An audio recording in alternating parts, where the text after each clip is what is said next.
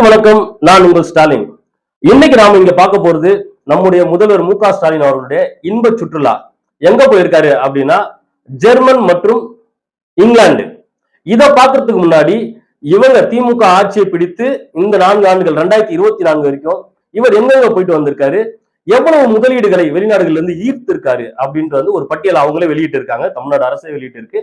அந்த பட்டியல் படி 2022 ஐக்கிய அரபு அமீரக நாடுகளுக்கு போயிருக்காங்க. அதாவது அரபு நாடுகளுக்கு போயிட்டு வந்திருக்காரு. அதுக்கப்புறம் 2023 சிங்கப்பூர் மற்றும் ஜப்பானுக்கு போயிட்டு வந்திருக்காரு.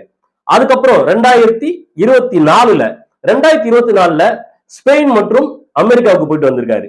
இதற்கு போயிட்டு வந்ததுக்கு எவ்வளவு செலவாயிடுச்சு அப்படின்ட்டு ஒரு தனிநபர் ஆர்டிஐ போட்டு கேட்டு இருக்காரு. அதுல வந்த ஒரு விஷயம் மிகப்பெரிய பேசு பொருளா மாதிரி இருக்கு, பரபரப்பை உண்டு பண்ணியிருக்கேன். அதாவது அமெரிக்கா, சிங்கப்பூர், ஜப்பான், ஸ்பெயின் இதுக்கு மட்டும் 7.12 கோடி செலவாயிருக்கு அப்படின்ட்டு ஒரு ஆர்டிஐ தகவல் கொடுத்திருக்கு தமிழக அரசு. ஆனா அரபு நாடுகளுக்கு போன வரவு செலவு கணக்க தரல. ஏன் தரல, எதுக்கு தரல அப்படின்னு பார்த்தா, முதல் முறையா அவரு வெளிநாடு பயணம் பண்ணும்போது தன் குடும்பத்தையே கூட்டின்னு ஒரு 11 பேரோட அரபு நாடுகளுக்கு போயிட்டு வந்திருக்காரு. ஆனா இந்த கேள்விக்கு அரசு என்ன சொல்றதுன்னா, முதல்வரை தவிர மிச்சம் எல்லாரும், அதாவது அரசு முறை பயணமா போன முதல்வர், எம்எல்ஏ, அந்த துறை சார்ந்த அதிகாரிகள் தவிர மிச்சம் எல்லாருமே கட்சி காசுல தான் போயிட்டு வந்தாங்க அப்படின்னா அந்த தகவலை சொல்லிட்டு இருக்கலாமே. அப்போ இது முழுக்க முழுக்க ஒரு இன்ப சுற்றுலா, முதல்வரோட குடும்பத்துக்கான ஒரு இன்ப சுற்றுலா. ஆண்டுதோறும் ஒரு இன்ப சுற்றுலா போறாரு. இது மக்களுக்கு வரம் இல்ல, ஒரு சாபம். எப்படி சாபம் சொல்றேன் பாருங்க.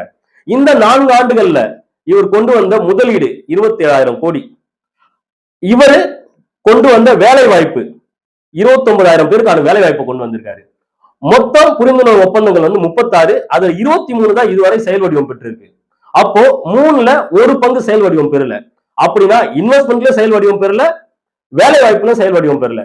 சரி, இதை பத்தி இப்ப ஜெர்மன்ல அவர் பேசும்போது என்ன பேசுறாருன்னா, இது வெறும் எண்கள் அல்ல, இது வெறும் எண்கள் அல்ல, வாய்ப்புகள், எதிர்காலம், கனவுகள். யாருக்கு? அவருடைய குடும்பத்துக்கு. யாருக்கு வாய்ப்பு, யாருக்கு எதிர்காலம், யாருக்கு கனவு? அவங்களுக்கு ஒரு வாய்ப்பு, அவங்களுக்கு ஒரு எதிர்காலம், அவர்களுடைய கனவு. இந்த மாதிரி தொழிற்சாலைகள் எடுத்துட்டு வந்து நிலத்தை கூறு போட்டு வித்து தான் குடும்பத்துக்கு பணத்தை சேர்த்து வச்சுக்கணும்ன்றது அவர்களுடைய கனவு. அதை தான் ஆண்டுதோறும் செஞ்சு வராரு. நாமளும் இதை வேடிக்கை பார்த்துட்டு முதல்வர் வெளிநாட்டுக்கு போய் என்னமோ பெரிய ஒரு முதலீட்டை ஈர்த்த மாதிரி நம்ம பார்த்துட்டு இருக்கோம். இதுல பாத்தீங்கன்னா கடந்த 4 ஆண்டுகள்ல 27,000 கோடி இன்வெஸ்ட்மெண்ட் எடுத்துட்டு வந்திருக்காரு. அதாவது முதலீடை ஈர்த்து இருக்காரு. இந்த 27,000 கோடி இது ஒரு மாதத்திற்கு முதல்வரோட வீட்டுக்கு வர கமிஷன் காசு மட்டுமே 30,000 கோடி. இதை நான் சொல்லுங்க, அவர்களுடைய கட்சியை சார்ந்த பழனிவேல் தியாகராஜன் அவர்கள் யாருக்கிட்டயோ போன்ல பேசும்போது உளறிட்டு இருக்காரு. அப்போ அவங்களுக்கு ஒரு மாசமே 30,000 கோடி அவங்களுக்கு வருமானம் வரும்போது அவங்களே இன்வெஸ்ட் பண்ணலாமே.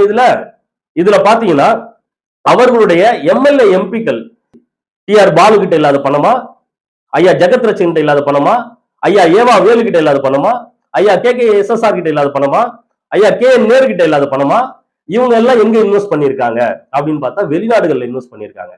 இவர்களே கூப்பிட்டு முதல்வர் இங்க எங்க இன்வெஸ்ட் பண்ணுங்கன்னு சொல்லியிருந்தாலே அவங்க பல லட்சம் கோடிக்கு இன்வெஸ்ட் பண்ணிருப்பாங்க. அந்த அளவுக்கு திமுக கிட்ட பணம் இருக்கு. இந்த 30,000 கோடி இவங்களுக்கு மாச வருமானமே 30,000 கோடி இருக்கும் போது 4 ஆண்டுகள்ல இவர் எடுத்து வந்த இன்வெஸ்ட்மெண்ட் 27,000 கோடி. எப்படி உலக நாடுகளோட இவங்க போட்டி போடுறாங்க. அப்ப எவ்வளவு பணம் மக்களோட பணத்தை அவங்க எடுத்திருப்பாங்கன்னு பாருங்க. இப்போ இத கடந்து அடுத்தது வந்தோம்னா ஜெர்மன்ல பேசும்போது நம்ம முதல்வர் சொல்றாரு, டபுள் டிஜிட் 11.19 11.19% பொருளாதாரத்துல தமிழ்நாடு வளர்ந்திருக்கு அப்படின்னு யார் சொன்னா? மத்திய அரசு சொல்லி இருக்கு, முதலிடத்துல இருக்கு அப்படின்றாங்க. இது 2010-11 13% இருந்தது. அதுக்கப்புறம் அதிமுக ஆட்சி, அதுக்கப்புறம் வளர்ச்சியே இல்லை. இப்ப நாங்க அதை கொண்டு வந்திருக்கோம், 14 வருஷம் கழிச்சு கொண்டு வந்திருக்கோம் அப்படின்னு பார்க்கும்போது இதோட புள்ளி விவரங்கள் என்ன? இந்த 11.9% எப்படி டிவைட் பண்ணலாம், எப்படி பட்டியல் படுத்தலாம்? இப்போ மத்திய அரசு பொருளாதார வளர்ச்சிக்குன்னு ஒரு விதிமுறை வச்சிருக்கு. அதுல 3 பிரிவா வச்சிருக்காங்க, 3 நிலையா வச்சிருக்காங்க. முதல் நிலை, 2ஆம் நிலை, 3ஆம் நிலை. முதல் நிலை என்னன்னா அக்ரிகல்ச்சர், வேளாண்மை. 2ஆம் நிலை இண்டஸ்ட்ரி, தொழிற்சாலைகள். 3ஆம் நிலை அப்படின்னு பாத்தீங்கன்னா real estate, hotel and restaurant, அப்புறம் சர்வீஸ் ப்ரொவைடர்ஸ். இதுல 11.19% யார் வளர்ந்திருக்கா பார்த்தா 3ஆம் நிலையில இருக்க real estate, hotel and restaurant, service provider. இவங்க யாரு? பணக்காரர்கள். அவங்க தான் பொருளாதாரத்துல வளர்ந்திருக்காங்க. இரண்டாம் நிலை அப்படின்னு பாத்தீங்கன்னா இண்டஸ்ட்ரி, தொழிற்சாலை. தொழிற்சாலை 34% தான் வந்து வளர்ச்சியை பொருளாதாரத்துல வளர்ச்சி கொடுத்திருக்கு. அப்போ அங்கேயும் இடைநிலை மக்கள், மிடில் கிளாஸ் மக்கள் யாரும் வளரல. அதுக்கும் தள்ளி பார்த்தா முதல் நிலை பாத்தீங்கன்னா வேளாண்மை. வேளாண்மையில 11.19% இருந்து வேளாண்மை 13%, அதாவது 1.8% அதுக்குள்ளதான் வந்து வேளாண்மையில வளர்ச்சி பெற்றிருக்கும், பொருளாதார வளர்ச்சி பெற்றிருக்கும். அப்போ அடித்தட்டு மக்கள், விவசாயிகள், வேளாண் பெருங்குடிகள் இந்த ஆட்சியில வளரவே இல்லை அப்படின்னு மொத்தமா மூடி மறைச்சிட்டு மொத்தமா தமிழ்நாடு வளர்ந்துடுச்சு. இங்க ரியல் எஸ்டேட் பண்றது யாரு? பரந்தூர் விமான நிலையம், ஒசூர்ல வரப்போற விமான நிலையம் இல்ல, தமிழ்நாடு முழுக்க இந்த ஜி ஸ்கொயர்ன்ற ஒரு கம்பெனி கடை விரிச்சு நிலங்களை வித்துன்னு இருக்காங்க. அப்ப யாருக்கான வளர்ச்சி இது? ஹோட்டல் ரெஸ்டாரண்ட் யாருகிட்ட இருக்கு? அப்ப இந்த வளர்ச்சி யாருக்கானது? இந்த பொருளாதார வளர்ச்சி, தமிழ்நாடு அணிந்திருக்க பொருளாதார வளர்ச்சி நம்முடைய மக்களுக்கு வரமல்ல, சாபம். அடுத்ததான் நம்ம வந்து பார்க்க போறது நம்முடைய முதல்வரின் இன்ப சுற்றுலால ஜெர்மன் மற்றும் இப்போ இங்கிலாந்துக்கு போயிட்டு வந்திருக்காரு. ஒரு கடந்த திங்கட்கிழமை வந்து வந்திருக்காரு. அங்க எந்த இன்வெஸ்ட்மெண்ட் எடுத்துட்டு வந்திருக்காரு, அங்க என்ன பேசியிருக்காரு, முதல்ல அதுக்கு முன்னாடி வந்து நம்ம ஈவேரா வந்து கொஞ்சம் தொட்டுட்டு வந்திருக்கோம். அங்க ஆக்ஸ்போர்ட் யூனிவர்சிட்டியில ஈவேராவோட படத்தை திறந்திருக்காரு. இப்போ செய்தி ஊடகங்கள் வந்து எப்படி வந்து இத பிரதிபலிக்குதுன்னா, ஆக்ஸ்போர்ட் யூனிவர்சிட்டியே ஒரு நிகழ்ச்சியை நடத்தி அதுல நம்ம முதல்வர் ஸ்டாலின் அவர்களை கூப்பிட்டு இந்த படத்தை தரங்க, இந்த படத்தை நாங்க இங்க மாட்ட போறோம் அப்படின்னு ஒரு கட்டமைப்பை இந்த செய்தி ஊடகங்கள் உருவாக்கி இருக்கு. இங்க பாத்தீங்கன்னா ஆக்ஸ்போர்ட் யூனிவர்சிட்டியில ஒரு அரங்கத்தை வாடகை எடுத்திருக்கு 2 கல்லூரிகள். அந்த 2 கல்லூரிகள் சுயமரியாதை மாநாடு அப்படின்னு ஒரு 2 நாள் ஒரு மாநாடு நடத்துறாங்க. இந்த மாநாட்டுல முதல்வர் கலந்துக்குன்னு அவங்க வச்ச பெரியாரோட படத்தை திறந்திருக்காங்க. அந்த பெரியாரோட படம் இப்ப எங்க இருக்குன்னா, மாநாடு நடத்தின 2 கல்லூரியில ஒரு கல்லூரியில வச்சிருக்காங்க. நீங்க இதே ஆக்ஸ்போர்ட் யூனிவர்சிட்டியில வைக்கல, உங்களுக்கு இடம் கொடுத்தாங்களா அப்படின்னு கேட்கும்போது அதுக்கு இன்னும் நிறைய ஃபார்மாலிட்டிஸ் இருக்கு, அதுக்கு இன்சூர் எல்லாம் பண்ண வேண்டியது இருக்கு, அதுக்கப்புறம் தான் எடுத்துன்னு போய் ஆக்ஸ்போர்ட் யூனிவர்சிட்டியில வைக்க முடியும். அப்போ ஏதோ 2 காலேஜ் ஒரு அரங்கத்தை வாடகை எடுத்து அதுல நடத்தி ஈவேராவோட படத்தை அப்படி திறக்க வச்சிருக்காங்க. இவரை பிராங்க் பண்ணிருக்காங்க, ஒட்டுமொத்தமா இவரை பிராங்க் பண்ணிருக்காங்க. இங்க பாருங்க, அங்க சுயமரியாதை மாநாடுல கலந்துக்குன்னு ஈவேராவோட படத்தை திறக்கிறாரு. இங்க கவுன்சிலர் காலில் ஒரு தாழ்த்தப்பட்ட வகுப்பை சார்ந்த ஒரு அரசு அதிகாரி காலில் வச்சு மன்னிப்பு கேட்க வைக்கிறாங்க. இதுதான் இவங்க சுயமரியாதை மாநாடு. ஈவேரா படம் அங்க திறக்கிறாங்க, இங்க தாழ்த்தப்பட்டவருக்கு ஒரு வன்கொடுமை, சாதிய வன்கொடுமை நடக்குது. இதை பத்தி எல்லாம் முதல்வர் பேச மாட்டாரு, அங்க போயிட்டு அசிங்கமாயிடும். அதே போல என்ன பேசுறாருன்னா, அங்க போயிட்டு 2 கல்லறைகளை பாக்குறாரு. ஒண்ணு வந்து ஜியு போப்போட கல்லறை, இன்னொன்னு வந்து காரல் மார்க்ஸோட கல்லறை. காரல் மார்க்ஸ் உலக பொது உடைமை தத்துவத்தின் தந்தை அப்படின்னு வந்து போற்றப்படுற காரல் மார்க்ஸ், கம்யூனிசத்தின் தந்தை. இந்த 2 கல்லறையும் பாத்தீங்கன்னா மத்த எல்லா கல்லறையோட சேர்ந்து ஒரு பொதுவா கல்லறையா இருக்கு. அங்க போய் நின்று ட்விட்டு வேற போடுறாரு. ட்விட்டு போடுறது கொஞ்சம் யோசிச்சு பார்த்திருக்கணும். என்னடா உலகத்துக்கே கம்யூனிஸ்ட் கருத்து கொடுத்து காரல் மார்க்ஸ் கல்லறைய இவ்வளவு சிம்பிளா வச்சிருக்காங்களே, நாம மெரினால இத்தனை ஏக்கர் ஆட்டையை போட்டு மெரினாவே ஒரு சுடுகாடா ஒரு இடுகாடா மாத்தி வச்சிருக்கோமே அப்படின்னு கொஞ்சம் கூட வருத்தம் இல்லை. இதுல வேற கடல்ல வேற பேனா சிலை, கடல்ல பேனா சிலை வைக்க போறாங்க. காரல் மார்க்ஸ் எங்கேயோ ஓரமா எல்லாரோட புதைச்சு வச்சிருக்காங்க, ஜிவி போப்பா அப்படிதான் புதைச்சு வச்சிருக்காங்க. ஆனா இவங்க நைனாவுக்கு மட்டும் கல்லறை எங்க? மெரினா கடற்கரை, உலகத்தில் மிக நீளமான 2வது பெரிய கடற்கரையில் இவங்க நைனாவுக்கு கல்லறை. திராவிட இடுகாடு, அண்ணன் சீமான் சொன்ன மாதிரி திராவிட இடுகாடு. சரி, நம்ம இன்வெஸ்ட்மெண்ட்டுக்கு வருவோம். இவரு தமிழ்நாடு வளர்கிறது டிஎன் ரைசிங் அப்படின்ட்டு ஒரு தலைப்புல வந்து இவங்க சுற்றுப்பயணம் மேற்கொண்டிருக்காங்க. அங்க வந்து முதலீட்டாளர்கள், அவங்க வந்து முதலீட்டாளர்கள் ஏற்கனவே இங்க வந்து பிசினஸ் பண்ணின்னு இருக்காங்க. அவங்களோட ஒரு பிரதிநிதிகளை கொண்டு வந்து ஒரு மாநாடு அங்க நடத்துறாங்க. அந்த மாநாடுல பேசும்போது ஐரோப்பாவிற்கு எப்படி ஜெர்மன் வந்து ஒரு தொழில் வளர்ச்சி நாடோ, அதே போல இந்தியாவுக்கு தமிழ்நாடு ஒரு தொழில் வளர்ச்சி நாடு அப்படின்னு பேசுறாரு. அது மட்டும் இல்லாம மேட் இன் ஜெர்மன் எப்படி பொருட்கள் குவாலிட்டியா இருக்கோ, அதே போல மேட் இன் தமிழ்நாடு அப்படின்னு ஒரு தரமான பொருட்களை நாங்க கொடுக்க போறோம் அப்படின்னு நாங்க சொல்லிட்டு வந்திருக்காரு. ஆனா ஒண்ணு, அங்க இருக்க ஜெர்மன் நாட்டுல இருக்கிற முதலாளிகளுக்கு புத்தி இல்லைன்னு நினைச்சுக்கிறாரா என்னன்னு தெரியல. அவங்க வந்து இங்க முதலீடு செய்து இங்க இருக்கிற வளங்களை சுரண்டி, நிலவளம், நீர்வளம், மின்சாரம், அது மனித ஆற்றல் இவற்றை சுரண்டி ஒரு பொருளை உருவாக்குனா அது மேட் இன் தமிழ்நாடு இல்ல, மேக் இன் தமிழ்நாடு. மத்திய அரசு எப்படி ஒரு மேக் இன் இந்தியா திட்டம் மாதிரியோ இது வந்து மேக் இன் தமிழ்நாடு. ரெண்டுமே ஒண்ணுதான், ரெண்டுமே ஒண்ணுதான். இதுல வேற சண்டை போட்டுக்கிறாங்க பிஜேபி திமுகவும். இது நாங்க கொண்டு வந்தது, இந்த நிறுவனங்கள்லாம் நாங்க கொண்டு வந்தது, இந்த நிறுவனங்கள் நாங்க கொண்டு வந்ததுன்ட்டு ஸ்டிக்கர் ஒட்டிக்கிறாங்க, மாத்தி மாத்தி ஸ்டிக்கர் ஒட்டிக்கிறாங்க. இதுல பாத்தீங்கன்னா இந்த ஜெர்மன்ல இருந்து 7020 கோடி இன்வெஸ்ட்மெண்ட் முதலீடு, 7020 கோடி இன்வெஸ்ட்மெண்ட். அப்புறம் இங்கிலாந்துல இருந்து 7500 கோடி, மொத்தம் ஒரு 14,000 15,000 கோடிக்கு வந்து இன்வெஸ்ட்மெண்ட் எடுத்துட்டு வந்திருக்கன்ட்டு சொல்லியிருக்காங்க. இதுல மொத்தம் 33 புரிந்துணர்வு ஒப்பந்தங்கள் போடப்பட்டிருக்கு. ஏற்கனவே போட்ட 36லயே, கடந்த 4 ஆண்டுகள்ல ஏற்கனவே போட்ட 36லயே 23 தான் செயல் வடிவம் பெற்றிருக்கு. அதுவே இன்னும் முடியல, இவங்க ஆட்சி முடிய போகுது. இப்ப எடுத்துட்டு வராங்க இன்வெஸ்ட்மெண்ட். எவ்வளவு பேருக்கு வேலை தருவாங்க? இதுல 17,000 பேருக்கு வந்து வேலை தர போறாங்களாம். இதெல்லாம் நம்புற மாதிரியா இருக்கு? அது மட்டும் இல்லாம அதுல பேசும்போது முதல்வர் சொல்றாரு, நீங்க தமிழ்நாட ஒரு பிசினஸ் மார்க்கெட்டா பார்க்காதீங்க, உங்களோட வெற்றியில, அதாவது உங்க லாபத்துல கொண்டாடுற, உங்க வெற்றியை கொண்டாடுற பார்ட்னரா எங்களை பாருங்க அப்படின்றாரு. எப்படி? யாரை பார்க்க சொல்றாரு? மக்களை இல்ல, திமுகவை, திமுக அமைச்சர்களை பார்ட்னர்ஷிப் போட்டுக்கலாம் அப்படின்னு அங்க போய் கேட்டு இருக்காரு. சரி, இத்தனை ஆண்டுகளா இவங்க என்னென்ன தொழிற்சாலைகளை உள்ள கொண்டு வந்திருக்காங்க அப்படின்னு பாத்தீங்கன்னா, எல்லாமே கார் உற்பத்தி, லெதரு, அப்புறம் ட்ரெஸ், ஆடைகள்.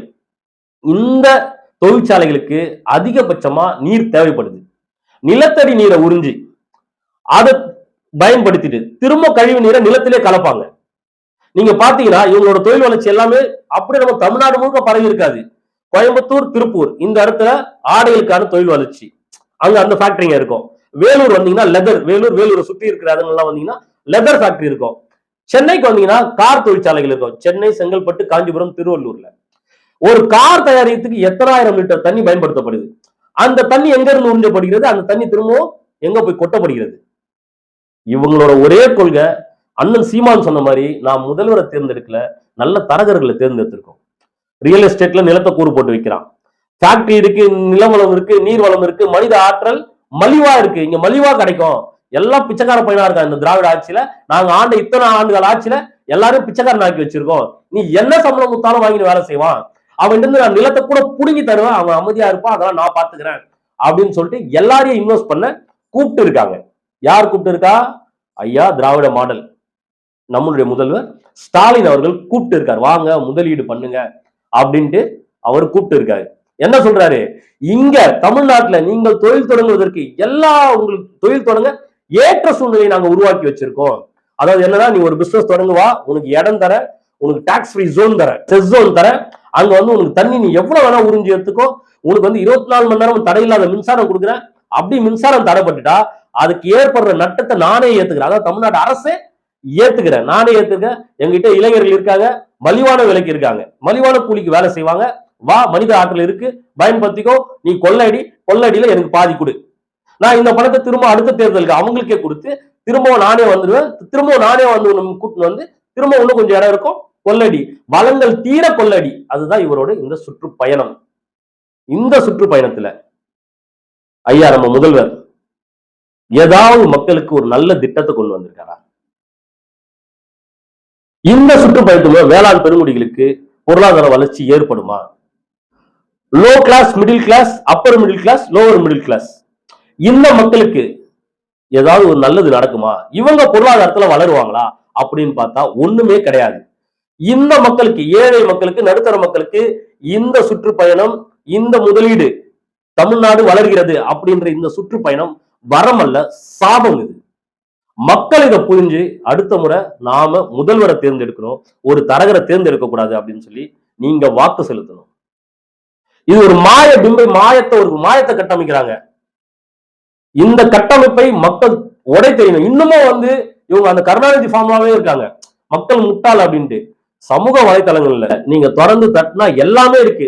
இதுல ஊடகங்கள் செய்கிற பச்சை அயோக்கியத்தனம் ஒண்ணு இருக்கு. என்னன்னா, மத்திய அரசாங்கம் சரி, மாநில அரசாங்கம் இருந்தாலும் சரி, அவங்க கொடுக்குற அந்த ஸ்கிரிப்ட ஒரு வரி மாறாம எல்லா ஊடகமும் அதையே போடுறான். ஒருத்தன் கூட இதுல உண்மை இல்ல, இதுல வந்து சுத்தமா எல்லாமே போய், இது வந்து மக்களுக்கான வளர்ச்சி கிடையாது, மக்களுக்கு வரம் கிடையாது, மக்களுக்கு இது சாபம் அப்படின்னு சொல்ற ஒரு நேர்மையான ஊடகம் ஒண்ணு இல்ல.